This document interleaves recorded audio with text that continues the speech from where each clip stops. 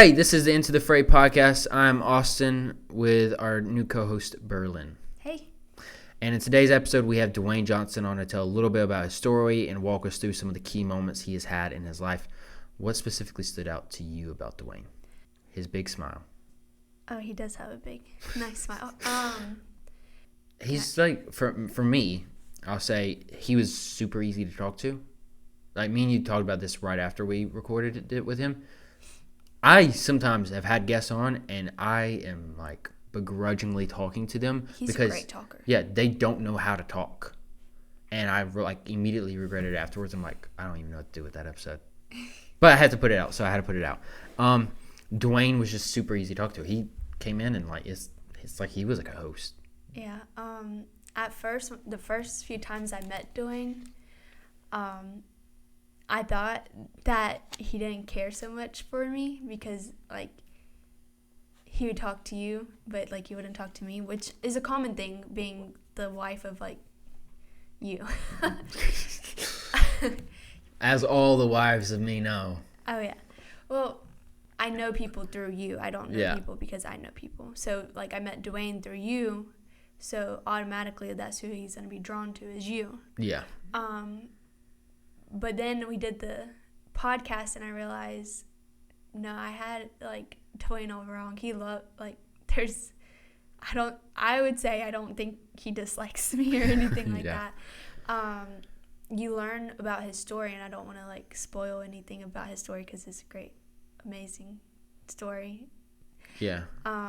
But you learn these certain things about him, and you're like, oh, I was quick to judge.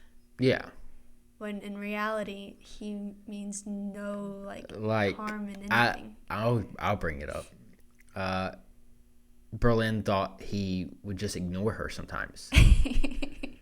And if you know Dwane has his memory isn't the best. Like, his joke is that he's 10-second Tom from the Adam Sandler movies. He forgets things in 10 minutes. And he did that with Berlin. And Berlin was like, does he not want to talk to me? Yeah, I thought he didn't like me. And then I learned why he does that. Yeah, it is not intentional. And you just have to, like, call him back to the... Like, hey, I was talking to you. Yeah, you just have to remind him what you're even talking about, and he'll jump right back in. Oh, yeah. He's hilarious. Yeah. So, Dwane, also, like, one of the things that stands out about him just as a person that I want to brag about is he's one of the most joyful people I've met, and he's always super kind. Every Sunday, he comes out of his way to find me and say hey to me. Yeah. And I say this not like I'm, like, avoiding him, but, like, I'll be busy working the sound booth or whatever, and Dwane always will go out of his way, find me, and say hey to me, which means a lot because a lot of people, I mean, they just... If I'm in the sound booth, they won't even talk to me sometimes. But every Sunday he does that. And he always asks if there's anything he can help me with. And I always am like, no one asked me that. Like, there's nothing he can help me with usually. So, you know, I have to say no. But the fact that he goes out of his way and he's like, hey, Austin, is there anything I can help you with? You need anything? Just means the world to me because I'm like, I know Dwane's someone I can depend on. I know Dwane's got my back and he's a supporter and all that. He's also the person you could go to for, like, anything. Like, yeah. But in his story, you'll hear that where he came from versus how he is now. Yeah. And if you put those two people in a room, it would be wild. That is... Yeah, completely different people. Like, it is black and white. Like... Yeah. So hopefully you catch some of that as you listen to the interview with him, and, like, you'll catch it onto, like, how joyful of a spirit he has. But that's it. Find us on social media. Click the links in the description, and that'll take you to the blog. That'll take you to Facebook, Instagram, church's website. This is not a church by the church. This is a podcast by the Bridge Church. So sit back and enjoy this episode of Into the Fray with Dwane Johnson.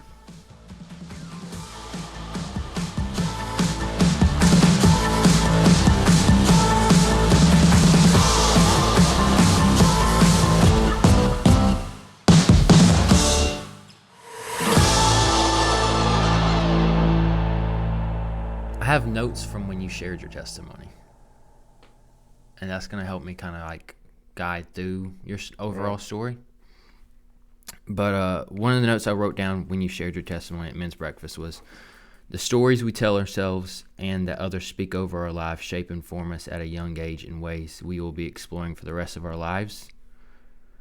And I didn't say near that much, nor that sophisticated. no, but I felt like that was like the overarching He agreed point. with me. Like, Yeah. no, you didn't. Yeah. You're a dummy. I do have quotes from you, but that was not one of them. But I felt like that's like the overarching like point of when you shared your testimony is you hit a lot about how much your childhood affected who you are today and how you've had to wrestle through the trauma and experiences you went through. And Without a doubt. yeah. It's still, I was talking about it on the way up here, Charlotte said, well, 100% of your story, and I said, no, I don't. I said, I'm thinking I may know a strong 75%. Yeah. I don't know if I'll ever know all of it. I don't know if I'll ever be mentally or spiritually strong enough to deal with what I did go through. That's great. We just got done editing my dad's episode. It'll come out Tuesday. And I was thinking about it, and I was like, dang, there's so much that we did not discuss. Oh, because yeah. there's no way we could, and that was a 2-hour-long episode. 2 hours is a long time, but there's so much. It's nothing when you start going in depth. Yeah.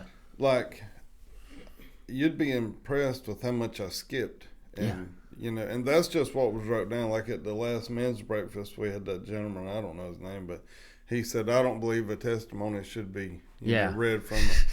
Okay, well, you must not have that much. I mean, I don't mean that sarcastic or no, but I'm saying I can't remember the high points, I can go through and give you a 10,000 foot overview. That was the one thing, and that's whole Dusty Adams did great. Man, he had a great, powerful testimony. Yeah, he was very I love the men's breakfast because you see a lot of like very macho men get very vulnerable, right? Which is very rare, right? And he's a big dude. Yeah, he's a big guy. He could. Yeah, but that was the one thing that I was like, I can do without that part. And the old me had a lot, man. I flew and I was like, no.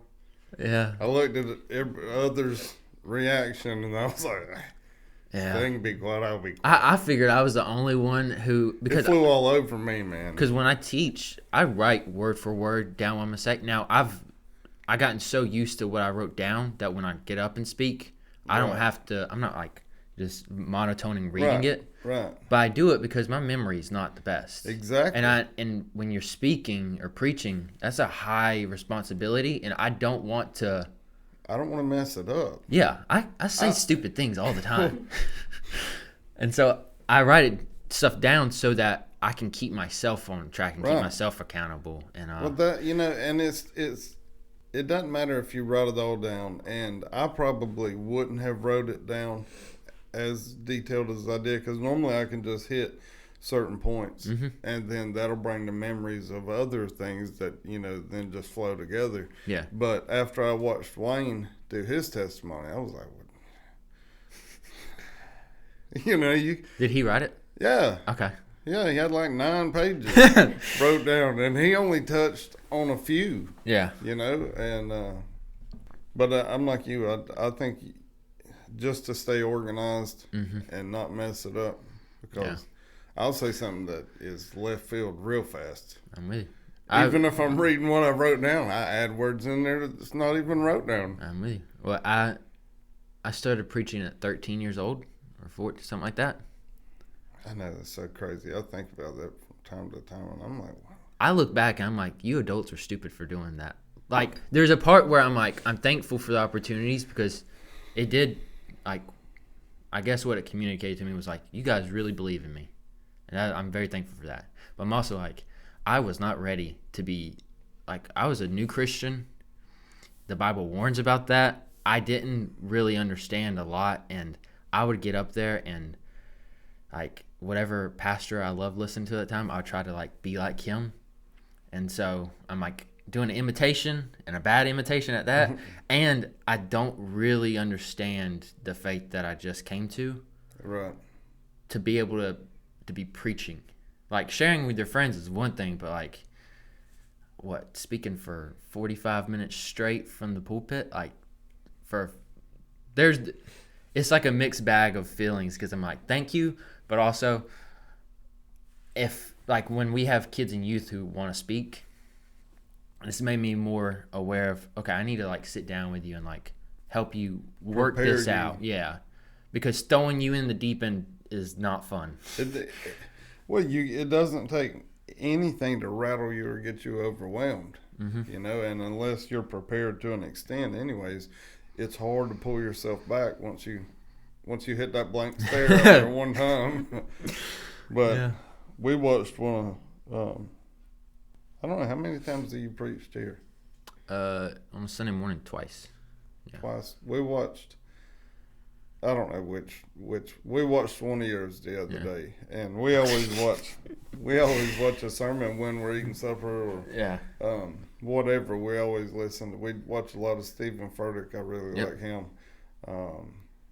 He helped me listening to him helped me get through the season with my dad, just because the preaching I grew up listening to was very like turn or burn. Right. And Stephen Furtick, it was a lot of the messages I was listening to by him were more positive overall, and it was more like encouraging in a season where that's what I really needed. I needed someone to tell me like God loves me, not that God hates me, because I already was like, dang, why is this happening to me?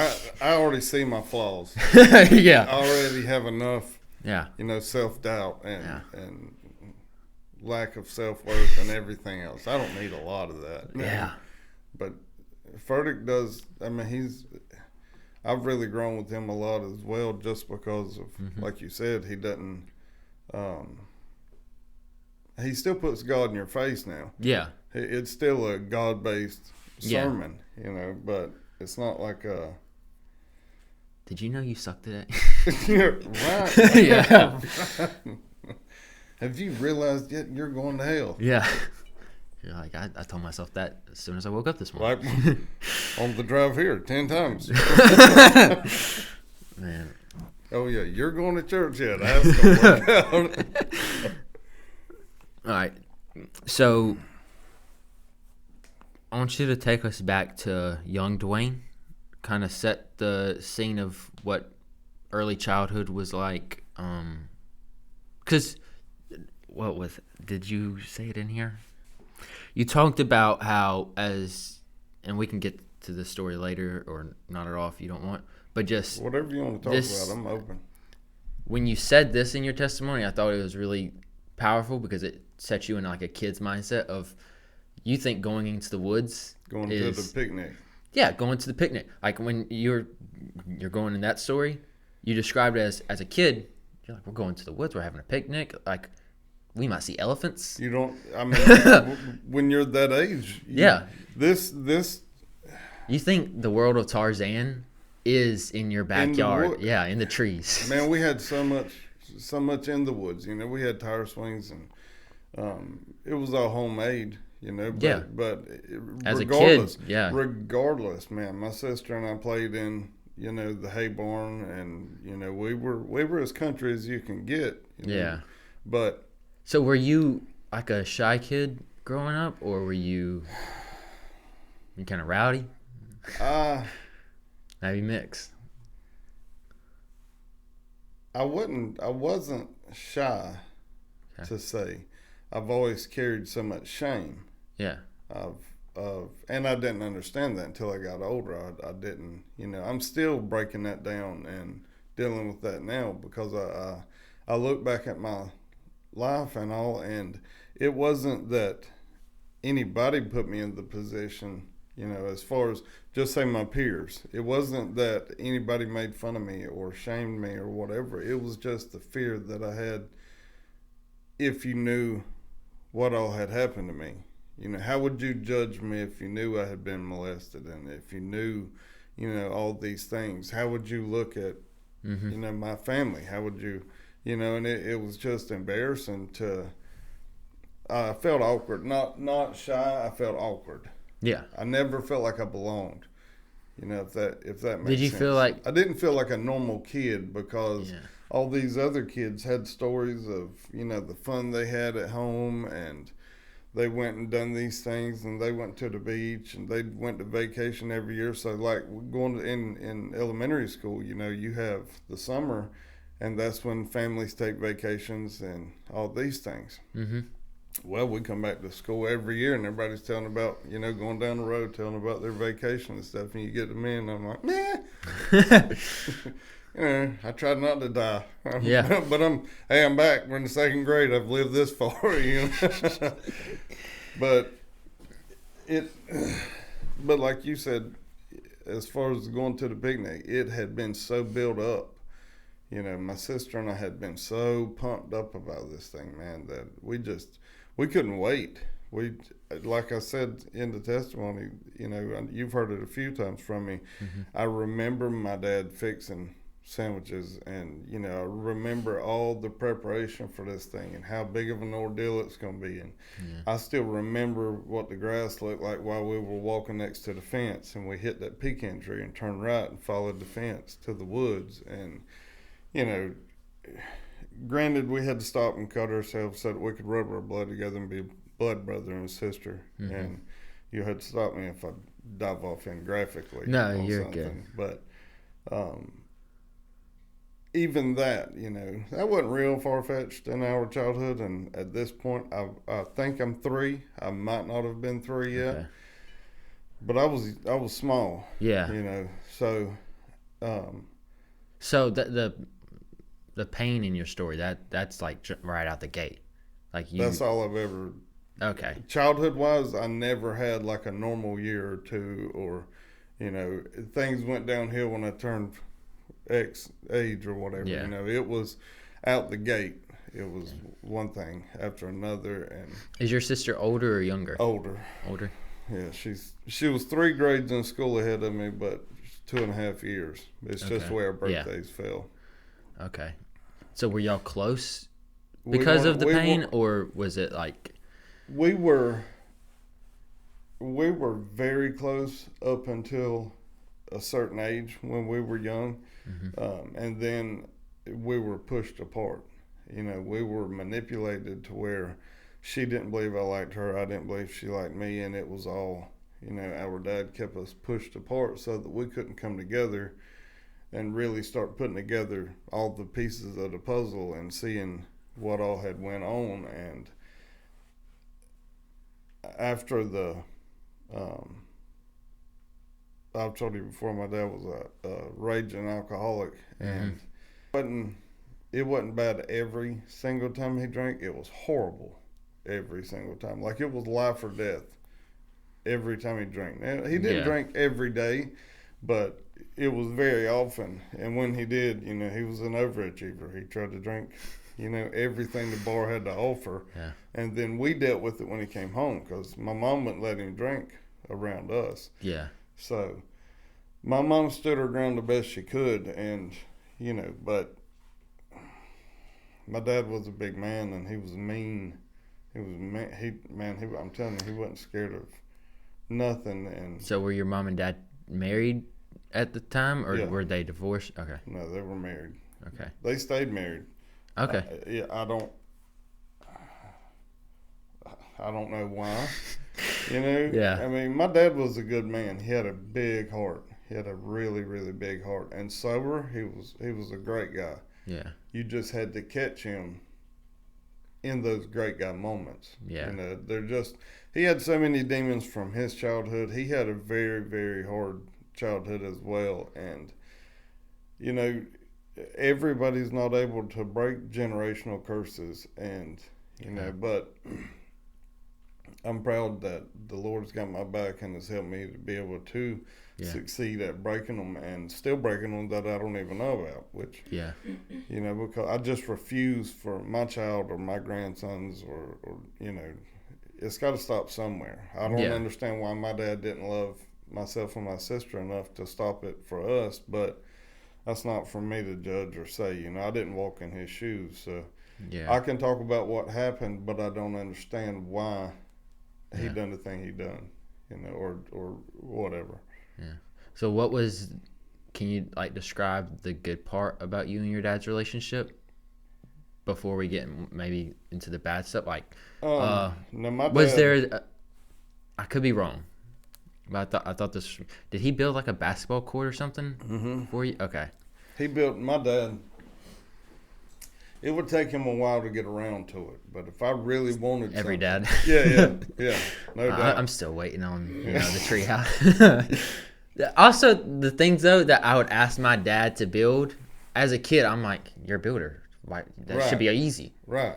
But I'm now as I'm an adult, I'm like, no, that's like $1 million. Like, Yeah. I yeah. asked him to build You know? the X Games like skate ramp in the Right. back because I'm like, we have enough room. Like you work with wood all the time. Why When not? you're a child, though, you see it. You know, just like I was saying with the picnic store. It's this extravagant event, and you know. I drew the blueprints for it. Right. Right. What's the problem, Dad? I added details. I put me and him on skate. I was like, here you go. This should work. Man. But he, you know, he built me a basketball court because that's what I loved. I mean, I was good at sports, but my dad loved basketball, so that's where I picked it up. You know, I tried to emulate him in everything I done. You said to say something good, and I thought I was, but Yeah, no, you're good. but to try to get that recognition from him, that attaboy, that, you know, good job, son, you know, I love you, or whatever, you know. But so he would build about whatever I wanted. Like we had, he built a set of monkey bars for my sister and myself, and just he was the best teacher you could ever meet. You know, he taught me so much, and he was, I don't know how, because he couldn't have a conversation with me without getting a little heated, you know, because it was almost like I was annoying him. But he could sit down and teach me three-phase electricity when I was in the 4th grade, and he was just as cool, calm, and collective as anything. I can't remember that, but there's a lot, you know. Yeah. But he taught me all automotive. He taught me electrical. He taught me heating and air. He taught me, you know. Yeah. Between him and my granddad, by the time I was in the 5th grade, man, I knew I didn't need to go to college. I already had I knew I could make it. Yeah. You know? I mean, shoot, by the time I got in the 5th, I thought about quitting, dropping out, and teaching the 4th. Yeah. So. But there was a lot of good times, man. We shot guns a good bit together. We rode dirt bikes together. There was a lot of good things. So it seems like he enjoyed definitely just that time where he got to pass on something to you or like teach you something. And then what was like your parents' marriage like? Was it a good? I know it's complicated, but was there like good moments of that as well? There was a lot of good moments. I mean, I'd be lying if I said that it was all just doom and gloom, but I would say it was probably like 60-40. Okay. Maybe 50-50. Yeah. You know, but my dad worked so many hours. You know, it wasn't uncommon for him at all to work 90 hours a week, and we didn't get to see him a lot. But the more he worked, is the better chance he was sober when he came home. You know, so we, I couldn't tell you how many times we went out riding looking for him, man, upside down in the ditch, or, you know, just because he wasn't home yet. Yeah. And I'm not just trying to throw him under the bus, but, you know, he controlled my life and still continues to control my life from the grave. And that's weird for me that, you know, somebody can have that much of an impact on you. Like, I can freely say anything I want to about him right now, but I'm still guarding my tongue extremely because, well, one, out of respect for him. Yeah. You know, because we're from here. Everybody knows him, and I'm really not trying to tarnish his image, because what most people got to see my dad for was what he was. You know, they didn't. We all know that you're one person when you're out in public, and you don't even mean to be. But I'm not going to take my stress and my doubt and worries and everything and try to dump it off on you. Yeah. You know, there are many times that you personally haven't seen me when I'm not smiling or, you know, trying to encourage you or something. And you may get aggravated at that, but I can look at your face sometimes, and you just seem like right then, I'll be coming to you to say one thing, but then I can look at you and, you know, you're just such a jumbled ball of, you know, scared it's fixing to fall through at any point, that I just change up and say, hey, and, you know, compliment you a little, or make you laugh, because I know if you laugh, it takes your mind off of what you're worried about that fast. No, yeah, that, okay, yeah. And I do have a touch of toward him, man. That's okay. But no, you are probably one of the highlights about coming to the bridge, because you're always very encouraging. And then I remember, like, y'all had left for a little bit before that, when me and you, I guess, really started becoming close. And when we first started growing together. One of my the thing, I went to my friends and I was like, dude, this was an amazing day at church because of this. It was because we were standing out there at the doors welcoming people, and we were laughing about Adam Sandler movies. And I was like, finally someone that likes Adam Sandler. Like, I don't know, just because some Adam Sandler movies, they can go too far. Right. And you don't know, like, at church, people can be kind of like a little judgmental. Yeah. And you're like, I don't want to crack the wrong joke. You know, my sense of humor is kind of out there anyways. And so then when you're like over there and you're listing off the Adam Sandler movies that you love, I'm like, yes. Because it just makes people, it takes the guard off. Well, you realize you can be yourself. I'm way more screwed up than you are, so I want you to put your guard down instantaneously every time. You know, but I mean, it's the tough part about being a leader in the church is like, there's some people who, if they're like, you're watching Adam Sandler, like, should you be teaching the youth? Like, there are people who do that. Oh, yeah. And so when you have someone in your church who's like, nah, don't worry about that. Like, I want to get to know you for you, and I want to laugh with you, and, like, I want to hear the vulnerable parts of you. That, it adds a relief as a church leader, because you're like, okay, like, I can just be here too. I don't have to be on. I don't have to. You don't have to do anything. Man. Yeah. And you know, with talking to someone and trying to help, trying to be a leader anywhere in life, not just to church. If you're friends with somebody, how can you grow if I don't know? Yeah. You know, I mean, as corny as that may sound, I mean, it's the truth. It's true. If I don't know your history, if I don't know your background, then we'll stay stuck in, you know, hey, how are you? And the people that judge you anyway, whether it's church or in the world, how many of them actually know you? Yeah. How many actually know your last name? You know, the ones that judge you, you know, most of the people that are so judgmental need to look at themselves. It goes back to the Bible talking about not to look at the splinter in your brother's eye, to first remove the plank out of your own.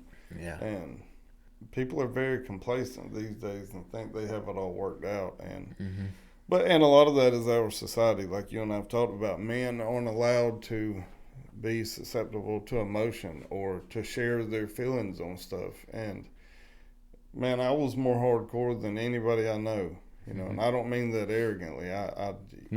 You know, people joke and say, if you're going to be dumb, you got to be tough. Around my house, you wasn't allowed to be dumb, but you better be tough. Yeah. You know. So what was that struggle like? Being dumb or tough. I was thinking about this when Dusty came and spoke at the men's breakfast. And his story and mine overlap. Yeah. In a lot of ways. I'm not trying to cut you off, I'm sorry.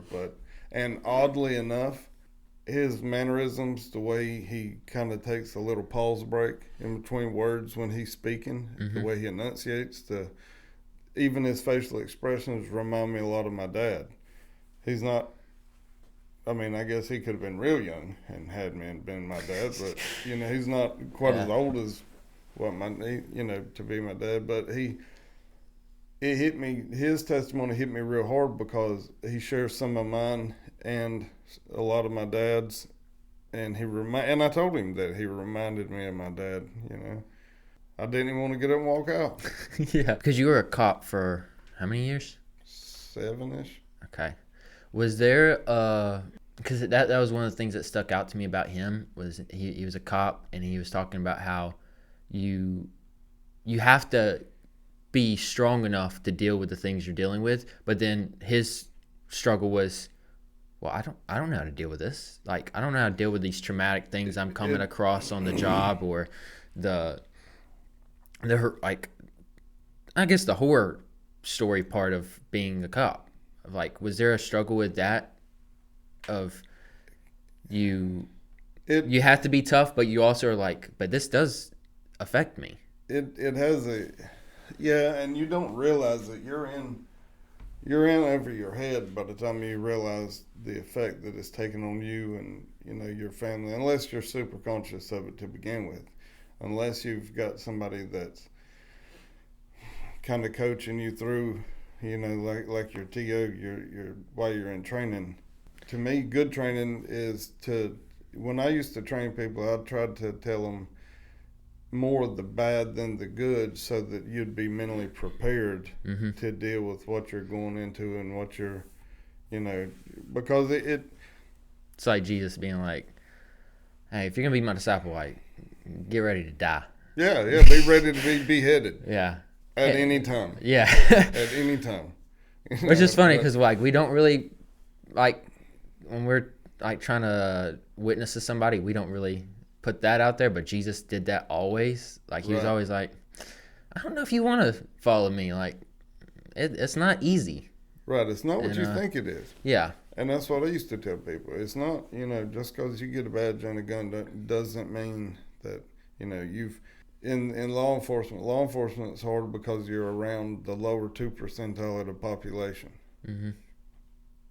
And you don't have ice cream days, and you don't have, these great days because it's just so evil, man. It's so evil. The enemy has so much control over it. And whenever that's what you see every day, you just tend to absorb. I know when your first, what do they say, your first 5 years of life, is when you learn the most and all that. Yeah. Well, I always say a child absorbs like a sponge, but I've learned in life you really never stop. It just depends on what you're around, what you want to absorb. Yeah. And your situation, it causes some if you have... I had a lot of evil from my childhood, so I already had all of the enemy in me that I needed before I got into law enforcement. Well, then I got into law enforcement. Well, now I'm just around stuff that I had no business being around, So now, instead of still absorbing, my sponge is full of evil, and it's just running over, man. Everybody I came into got wet, with just mean. Yeah. I was just mean. I could be at the gas station and you be smiling, and man, I'd mess up your day just because you were happy. I didn't even have to know you. Yeah. And when I say mean, Austin, I ain't told many people a bit, but I was leaving the gym. I was leaving Anytime Fitness one day, and I got to the red light right in front of Walgreens. And there was this guy that I didn't even realize it at the time, was on the phone across the red light from me, across the road. I'm headed south, he's headed north, but it looked like he was looking at me. Man, I put it in park, hopped out and walked across the road, blew up like you ain't never seen, hollering at him, telling him to roll down, went to get out, What's your problem? And then I seen he was on the phone. It's like my wife wants to make lasagna. That's my problem. Then that was eye-opening, because then I was like, you might actually have anger. Yeah. But when did your dad pass away? 2013. Okay. August of 13. Have you met Miss Charlotte? You've met her by then. We've been together for... Sierra is 27 Yeah. now. As I asked that, I was like, your daughter is like 30 years old now. Like, of course. Totally okay. And so when you met Miss Charlotte, what can you walk us through what that was like? Confusing. Did y'all know each other Confusing, beforehand? no. It's confusing. I had never. Let me back up just a second and touch on my childhood on one thing I was going to tell you. Yeah. You know, most kids develop and start talking at a normal age, and they start, doing all these normal childlike things. I was always told that I was 2 before I started talking, but when I started talking, I said a full sentence. Well, I got to asking, more family, especially my sister, because since my dad's passed, it took a few years after my dad's passed for my sister and I to start developing a relationship, because he was the common denominator that kept us pushed apart. I understand more now than I ever have why he done that. Self-preservation, you know what I mean? But, man, I was 3 years old before I ever started talking. And anybody that's had a baby or been around one knows it's not normal. But to counter that, the first thing I said was, Daddy, play with me. So as much hurt and pain and everything as he caused, and I've said it to different people here, man, I still love my daddy. No matter what I went through or anything else, I'll still defend him. Yeah. To the grave. And it's weird. People don't understand. I don't understand it, but I feel like it's tough, but I do get it, because I can talk about it, but nobody else can. That's something me and like my siblings have wrestled through, is, dealing with our dad's story and how it's affected us. I feel like as you mature, the more you're like, I can't just cancel him. Like, no. There's good memories, there's bad memories. He's human. As a kid, you don't realize how much your parents really don't know about life. Like, no. My mom she just graduated when her and my dad got married. Like, it was like the next day they got married, and they moved down here. And they were young, and they were dumb. And they're just trying to figure things out as they go, and they didn't have a good, healthy marriage to look at before that. Like, right. My mom, her dad walked out on her as soon as she was born, and she's living with her grandparents because her mom was out partying and sleeping around every night, and then like her grandma's like abusive. But then my dad's side, his dad is abusive and a drunk, and like is pulling the gun out on him. And then his mom is just like, she's a hardworking woman, but she came from her own issues too, and so she's like, this is honestly like the best situation I can be in right now. And my parents, they're trying to start a family, but they're like, we don't even really know what family is. And then as they become Christians and they start following Jesus, they're just learning, and they're like learning as they go, because they don't have someone sitting down with them really. Like that was one of the things that stuck out in my dad's testimony. Was he said he got saved, and he's like a workaholic, he's an alcoholic, he's a drug, like right. Any addiction you can have, he's at it. And he said that he gets saved, and the church didn't really prepare him or disciple him. They kind of just threw him in and were like, oh, you're a workaholic, just be a workaholic for us. He's like, okay. And then that like hurts his marriage, and it hurts relations with his kids. And they didn't really train him on what it meant to follow Jesus. They're just like, yeah, you're going to heaven when you die, so that should be good enough.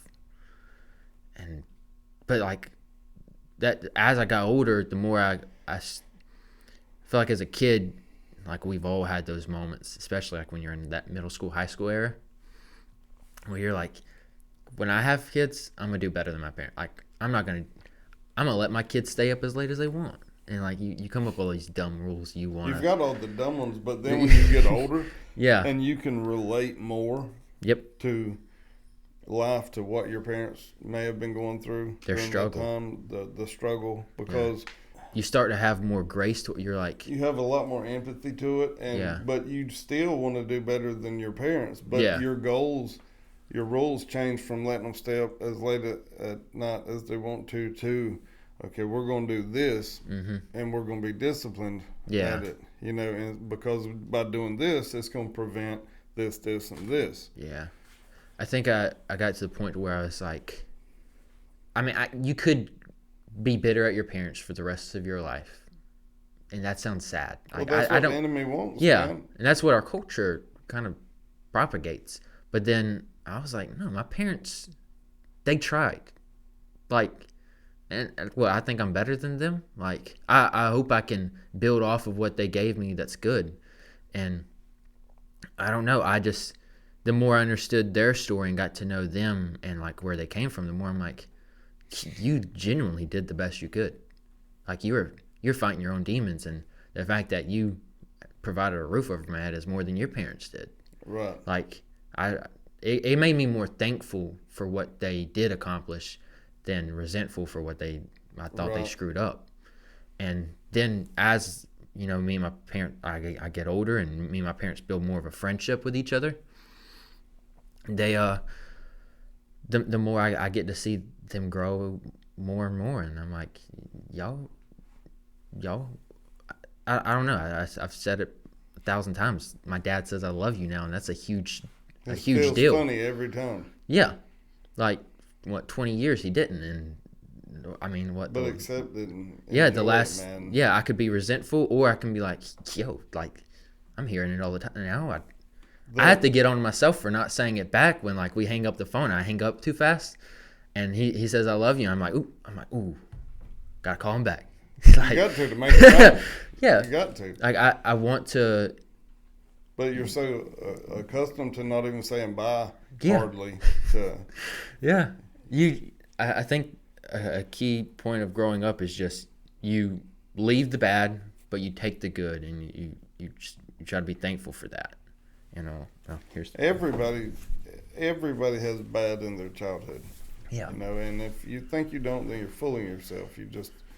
You may have so much good that you don't ever have to look at the bad. But lucky. Right. But I wish the older I got that I had a growing relationship with my parents, but I didn't. Is your mom still around? She passed I got in a wreck in December of 2006, and people can believe in the power of prayer or not, but another thing that makes me believe in it tremendously, wholeheartedly, my mom prayed the whole time for the Lord to spare my life and to take hers, to spare mine and take hers. What I was told, she had to have said that, repeated that same prayer 1,000 times, and just to refresh you, I flatlined 3 times. I had a 2% chance of living at best, and if I did live, I'd be a vegetable, wouldn't ever be able to walk or talk or any of that again. I was in a coma for, I think, 7 days, but yet here I am. Yeah. And I thought I was mad before I got in the wreck. I was the most angry person you'd ever met, man. I'd fight at the drop of a hat. I wasn't a bully, but I'd mentally abuse you to put you in that position to stand up for yourself. You would have to either completely bow out in front of people or at some point stand up for yourself. And that's a whole side story. Sorry. You're that good. Was just mean. But I got in a wreck. Did you become more mean after the wreck, or? It made me horribly angry. Okay. I was so mad. It was such an inconvenience for me. I was like, God, what is your problem? I got enough going on. I got enough going on.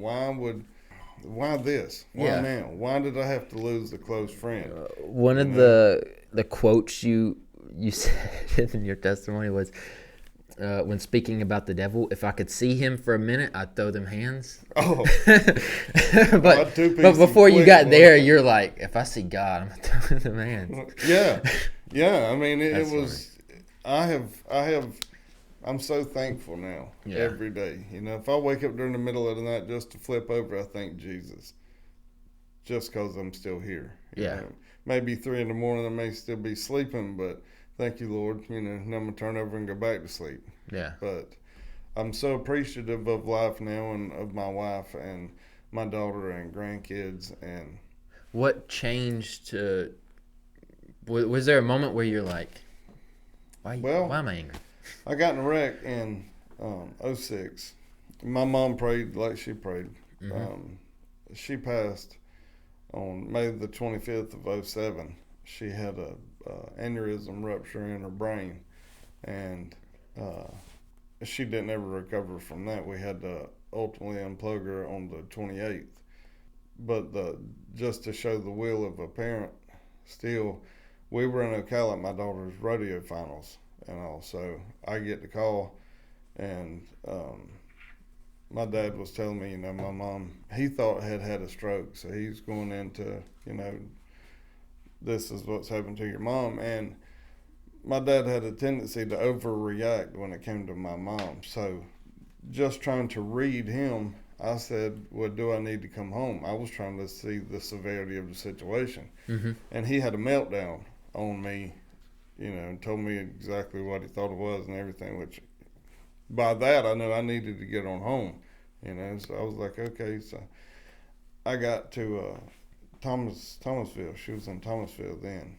But when I walked in, my dad met me outside and walked me up to the room. And when I walked in, I picked up her hand and I said, Mama, I'm here. I love you. And Austin, just the faintest squeeze, but I know she squeezed. She squeezed my hand. And within 15 minutes, I don't think that long, but just so I'm not lying, within 15 minutes of me getting there and telling her I was there, her blood pressure skyrocketed, then it plummeted. It got down to like the 30s over the single digits, and she went into seizures. They give her medication to stabilize her and all, but she never responded again. But she held on long enough for me to drive from Ocala and get to, to do all that. So I don't know where we're going now. I don't either. Sorry. I got lost in the story. What caused your anger, like you to be like, I'm too angry of a person? Well, and when my mom died, my dad blamed me for that. Put her under too much stress throughout life. So I was like, whatever. But he also told me I was a mistake at least twice in my life. I think 3 times, but it could have been more than that. But at this point, had you? I think there's a book called like The Body Keeps the Score, and it talks about how the things that happen to us in life, it affects our body, and sometimes like our minds will block things out so we don't have to live in that trauma. Right. At this point in your life, have you came to terms with what your dad had done to you and what you had, like the trauma you had experienced, or are you still? I was just still angry. Okay. I was just still mad. Like, I got in a wreck in December. My mom passed in May, and I was mad before I got in a wreck. Just mad for ever being born, and mad because of what I had to go through. And like every single day that I went to school, every single day I hated it, from kindergarten through graduation. Hated it with a passion, and a lot of people can say that and be like, oh, well, they had a bad week or they had a bad day. No, but I done it to myself. It wasn't because of classmates or anything, and I realize that now. I made myself have bad days, which made the enemy happier. I was a great representative for the enemy for years, the majority of my life, but I was already angry. Then I get in a wreck. Now I'm really angry. And then my mom passes. That's the next level of angry. Then I get into law enforcement, and now I'm around evil every day. And my dad, our relationship continued to decline, and he's in this span now. He sues me for his bills and wins. Welcome to Berrien County. So my wife and I had to pay, a lot of his bills for a while. another story. Yeah. But and then I really, really got big into working out because I could take aggression out on weights. Yeah. A steel plate's not going to talk back to you. You can throw it down. You can throw it. You can do Yeah. whatever you want to it. You're not going to offend it. You're not just Yeah. do whatever. So that was a big motivation in going to the gym and all. It was like therapy. Yeah. But I just continued to get angry, man. But you asked what was the pivotal moment. Mm-hmm. I've always known in life that if I couldn't do anything else, I could work hard. I could outwork anybody I knew, and so October of 2015, well, a few months prior, I had started having a lot of problems from my brain injury, and between 8 and 12 years, I've learned since then, you've either reached your maximum recovery or you start to decline. And I started going right on 8 years. I started, falling off pretty good, and it led into the one day at work, highly stressful that day. We had a lot going on, and I told one of my officers, I was like, man, it's fixing to get bad. And he was like, no, you're good. Just wasn't but a few seconds after that I couldn't form a word. I couldn't talk. It was all I could do to walk. My face was just twitching and glitching, and I was crying uncontrollably, and I couldn't even express what was going on to anybody. So they were nice enough to call Charlotte and tell her to come get me, and told me that I couldn't come back until I was medically cleared. I guess I ain't gonna get to go back and medically cleared. But when I got sent home from work, the Lord gave me so many eye openers throughout the years, throughout my life, and I've always it's been an inconvenience. It was an inconvenience. My sister has had the Lord in her heart, man, I believe since birth. I really do. She was probably 4 or so. You remember when I talked about my dad trying to shoot me whenever I was laying into bed? She had the Lord talk to her then. She was praying, but she had the Lord talk to her, and I'm telling you, she'll fight you ever saying that he didn't. That he talked to her and told her that I was fine, that he had protected me, through it and all. But not verbatim. I know I messed that all up. If my sister hears it, she'll tell me. But she'll be like, he had a British accent. Right. But when I got sent home from work, that ultimately made me the angriest I've ever been or could be. Because I felt like I had nothing at that point. I fell into depression. I already hated everything. I already hated life. One of my favorite sayings was like, for the love of God, man, you saved me for this. God, this is what you saved me for. Now I thank God for saving me, for this. If this is all I get, I'm okay because I have salvation now. But then times just kept getting rockier. I wasn't helping anything, man. And it came down to I was fixing to lose. I don't care about material things a bit. I really don't. But it came down to I was fixing to lose what was most important to me in my life, and that being my wife and my daughter. And I didn't need to go any lower. When I hit that was 2017, I would say, that I really. I got baptized in 2004 and went through some good time, through 2004, 2005, somewhere in there, and really kind of balanced out and enjoyed life for a short term. And I don't know, it was like I didn't feel like I deserved that myself, so I took it away from myself. It's so crazy. We can either give ourselves eternal salvation or we can doom ourselves to the pits of hell. Yeah. We do that either way. Yeah. You can't say, okay, well, Dwayne, give me your sucker. You know, you throw your sucker down again, give me your sucker now. You're doomed forever, or you can't save me. You know, we can't. Yeah. But when I realized that I was fixing to lose my family, then I came to church here. I don't know, man, several months by myself.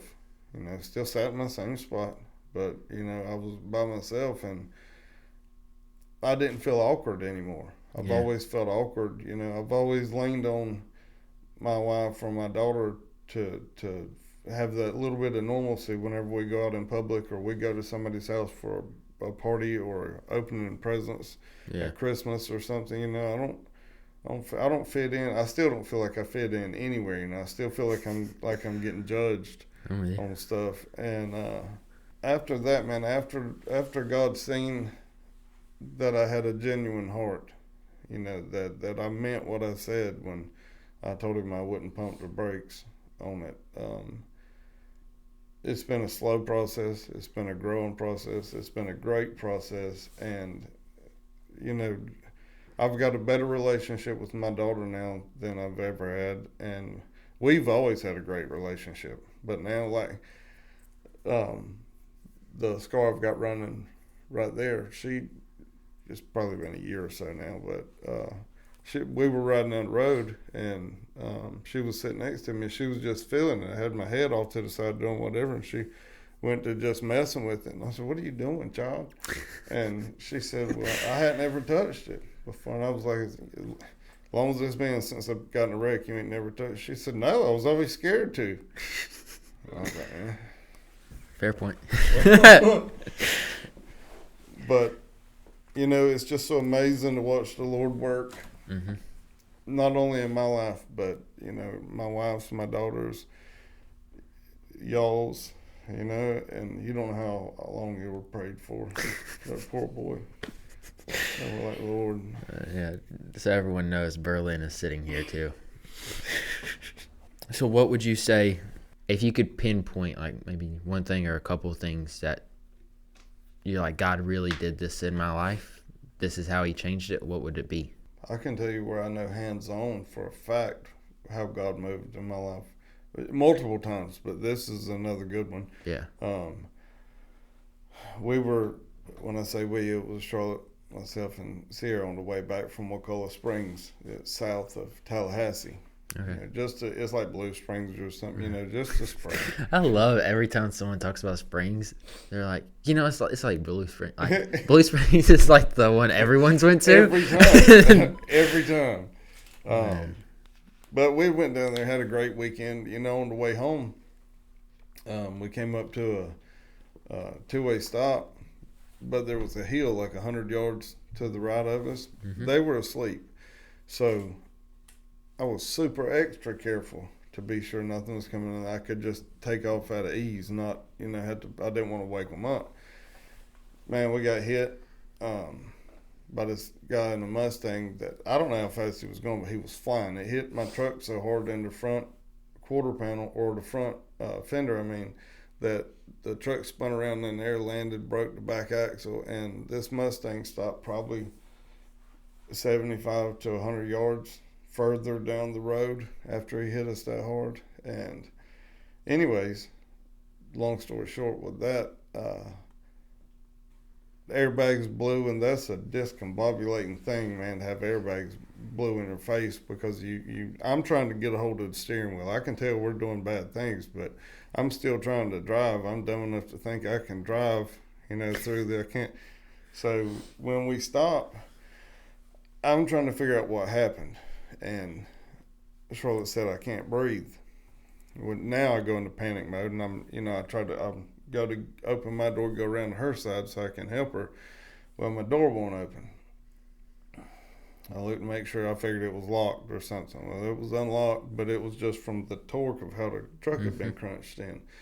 So I hit it with my shoulder again, and nothing. She said she can't breathe again. So now, this door ain't fixing to whip me. I spin to the side, and I pull the handle, and I go to donkey kick it.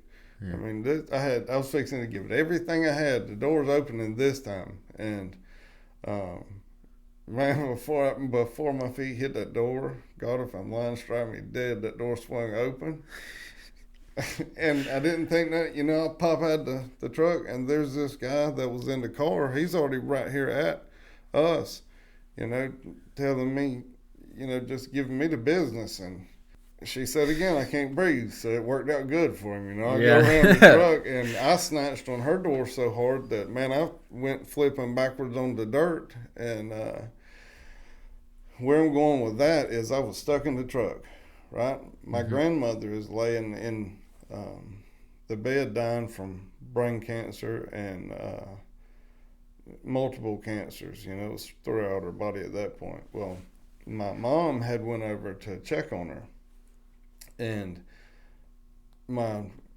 granny had been hallucinating and going on cruises. She loved going on a Carnival cruise, so she was taking these as she's getting worse and worse, more delusional and all. And she told my mom that I had been in a wreck. I hadn't called anybody. I haven't called. That's crazy. Nobody in this world knew besides the state patrol that responded and the ambulance. So, man, I had a star attack back then, and I was in a 1-bar analog area. You ain't calling nobody. So, but my granny kept telling my mom that I'd been in a wreck, and my mom thought she was just, hallucinating or, doing whatever like she'd been doing. Yeah. And granny finally said, Ginger, shut up and listen to me. And she said, Dwane was in a wreck, but he's okay. She said he was stuck in the truck and was starting to panic. She said, but I had seen that he was okay. She said, so I was leaving the scene, but I seen he started to panic. He couldn't open the door, so I went back and opened the door for him. Nobody knows. Yeah. Nobody. And for a month, she had been saying that she had been telling my mom, your daddy came again last night to get me, but I'm not ready. I keep telling him I've got something left to do. I'm not ready. And that happened a few times where Granddaddy had came back to get her to take her home, and 6 days after she, after I got in a wreck, she passed. And I guess opening the door for me, man, was it. I guess that's what she had left to do on earth. But, there's always been little highlights and stuff. I watched my dad was out drinking one day, and he goes flying down. I mean, he was literally probably running 90 down the dirt road in front of the house, and it's a half a mile to the end of the dirt road before you get to the highway on the dirt road we live on. Well, I was watching my mom pray, Lord, please stop him before he hurts somebody, before he kills somebody. Please stop him. He made it to the end of that stop sign, went straight across the road, flipped, landed upside down, and walked back to the house, mad as he could be because he just flipped his truck. But the Lord stopped him just that fast. Those are like the tough prayers you pray. Yeah. Of like my dad's last relapse. I mean, there's a lot of hard parts about it, but my prayer became, I was reading in like those like minor prophet books in the Bible, like Right. the Old Testament, like the ones that people forget are even in the Bible. Right. But the constant thing I was learning that season was sometimes God will bring you to your destruction to build you back up. Like Right. sometimes destruction's good for you because you need to be broken down. And my prayer for my dad became, God, I hope you destroy him. Like, I hope whatever you have to do to get his attention, you do it, because otherwise, like, he's gone. And, Right. And those are nobody scary. but God can. Yeah, those are scary prayers because you're like, yo, what am I about to like lose my dad in some way? It's like something gonna happen. He's gonna be so injured that like It will test your faith. yeah, but it's at that point where you're like, nah, like I have to trust that God's got this, and whatever His will is for this situation is gonna be better than whatever my will is. And so you kind of just like, it's that surrender moment of like, God, do whatever. And it was like God, He did whatever, and He broke my dad down, and he put my dad in a situation to where it was life and death, and the only, like, basically my dad's life was taken out of his hands, and he had to, my dad lost control, and he had to come to terms with what had happened. And I don't know, it was one of those things where you're like, well, thank God he didn't like do something worse where like I wouldn't have my dad today. But I don't know, those are always like the crazy prayers you have. I remember as a kid, my parents would get in arguments really bad, and they weren't the couple who would argue and like go to bed at night still together. It's somebody's leaving the house. Yeah. And usually it'd be my dad, and he'd come back at some point, but you never knew when and if he would. But he'd like walk through the house to the side door where his car is, and he'd like slam the door, and then I'm like, little Austin's like running after him like, no, don't go. And I'm like, Mom, why are you doing this? But I'd sit, there's like this concrete spot that we'd play basketball on. It's not even close to as big. Like, this room is enough to dribble 5 times as big as this concrete spot is. It was enough to park your car there and for us to play a version of basketball. Right. But it definitely wasn't the basketball court your dad built you. Right. And I would just sit out there like late at night, and I'm like praying to God, like, God, just bring my dad back. And as a kid, like, I'm growing up, I'm like, yo, why does my dad keep leaving? Like, and I become angry at God. I'm like, why you keep doing this? And it wasn't until I got saved and like I started looking back, I'm like, but God always brought my dad back. Like, he did answer the prayer. And it's again that weird thing of you can live in that resentment and it'll change your perspective on things, or you can try to find where God was actually at work there, and you'll be amazed at how much he actually was at work, more than you'd even think. Oh, yeah. My dad, you and I have a lot in common with our testimonies. My dad would get mad and storm out and leave, and as always, you pray, for him to come back and somehow the Lord always would bring him home, but he got in a wreck, and my dad and I were super, super competitive. He taught me second place is the first loser, and that I tried real, real hard not to pass that down to my daughter, but I won't. I refuse to my grandson, my grandchildren. I got a granddaughter on the way, be here real soon. But like I said earlier, I got in a wreck, had a 2% chance of living, blah, blah, blah. My dad got in a horrible wreck. He had a 1% chance of living. He flatlined 3 times.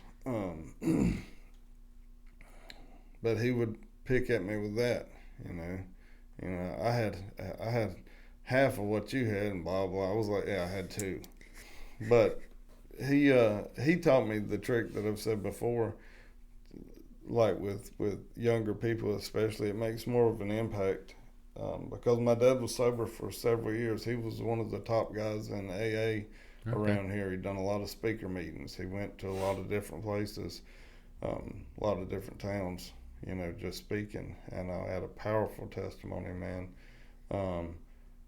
But he would say, take 100 pennies, put 100 pennies on a table, and then pull 2 off to the side, just so that people can get the visual. This is what, the doctors and everybody of this world said I had. This is what was saying I was going to die. This was what was saying I was going to live. And, of course, when he showed me that for me to use in the future, he had to put 1 back and show me that he had, 1. But I had got to where I was praying real hard for, because when my sister moved out of the house, man, I thought we had problems before, but when she was at home, he still kind of had a cap on his destruction, but she moved, and man, it was on. It got bad real fast. It got bad, but I started praying, for the Lord to just, whatever it takes, stop him, because my mom, I had never looked at it about what I've had to go through, whatever it was, what my mom went through or what my sister went through or whatever. in a weird sense, I guess I always just thought that it was deserving for me to go through it. You know, like I had done something, and I've asked God, what did I do to, you know, to deserve everything I'm going through? I mean, I know I'm a sinner. I know this and that, but come on, you know. Yeah. That's when I would say, so you saved me for this. Yeah. You know, and man, if you want more than what the Lord has given you, you're just being selfish. Yeah. Because He's got it for you. You've just got to be willing to prove that you're dedicated to Him and let His time work. You know, I mean, I wish He'd go ahead and tighten up in my life a little bit, but you know, who am I to doubt God's timing or anything? Yeah. It reminds me of what Robbie always said about the fruits of the Spirit. Of like, we struggle with patience, so we pray for patience. And God's like, I've already gave you the Spirit that you can have patience. You just don't use it. Right. And it's like, you know, a lot of times God's gave us everything we really need. It's just we don't we don't have eyes to see. You don't realize Yeah. the powers that you do possess because you're so. That's why He says to have childlike faith, I believe, too, because man, I swear children and animals and stuff can see Jesus. They can, you know, that's totally off subject again, but Yeah, you could. that's something that I'm super thankful to God too for showing my sister and I with my dad. You know, up until now, I have no doubt he believed in the Lord extremely, but I didn't know 100% in my heart that he was going to heaven until within just a very short time. I mean, like a couple of hours or sooner, that God showed my sister and I at the same time that our dad was going to heaven, which was huge. You know, I wasn't worried about my mom, you know, so much, but you asked to, you know, something I could say where I could talk about God moving directly. I met with a retired pastor for a while in Valdosta, Ronnie Hester's. It's not a slide comment at anybody, but he's the most godly man I've ever met in my life. I mean, he could text Jesus. You know, he had it, but he still does. The number is 229. Great guy. But he asked me, and I probably told him before, I was meeting with him, and mad, man. I was just mad about everything, you know, and mad because I woke up, mad because I had to do this or do that. Loved working, I just didn't like the people I worked with. You know, so I'd be mad because I had to work with these people or that, or but he asked me one day, he said, do you want to pray and release the spirit of anger and forgive your dad, or do you want to just maintain like you are now?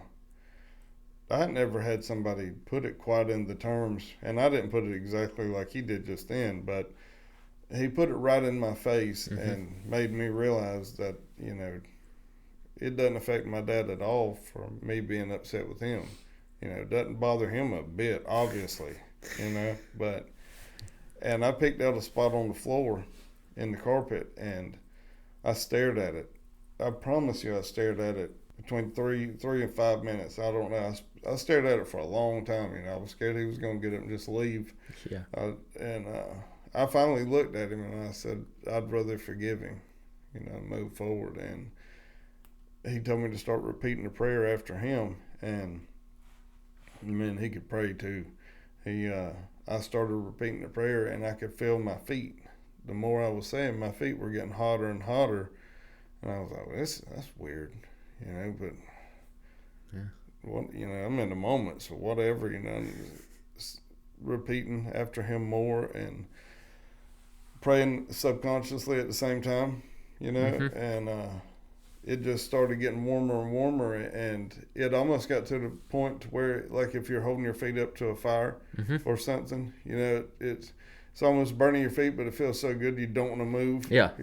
So I was right there at that, and then it started working its way up my legs. That heat started working its way up my legs. As soon as it started coming up my calves, my feet weren't hot anymore. I could just feel that heat transferring through my body, and from my toes all the way up through my body, man, out.